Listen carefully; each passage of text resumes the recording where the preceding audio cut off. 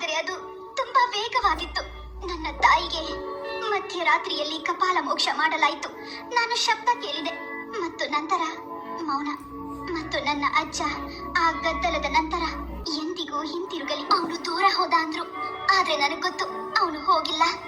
ಇದಕ್ಕೆಲ್ಲ ಮೊದಲು ನಾನು ಇನ್ನೂ ಒಂದು ಪುಟ್ಟ ಮೊಟ್ಟೆಯಾಗಿದ್ದಾಗ ನೀರು ಬೆಚ್ಚಗಿತ್ತು. ಯಾರೂ ನನಗೆ ನೋವುಂಟು ಮಾಡಲು ಬಯಸಲಿಲ್ಲ.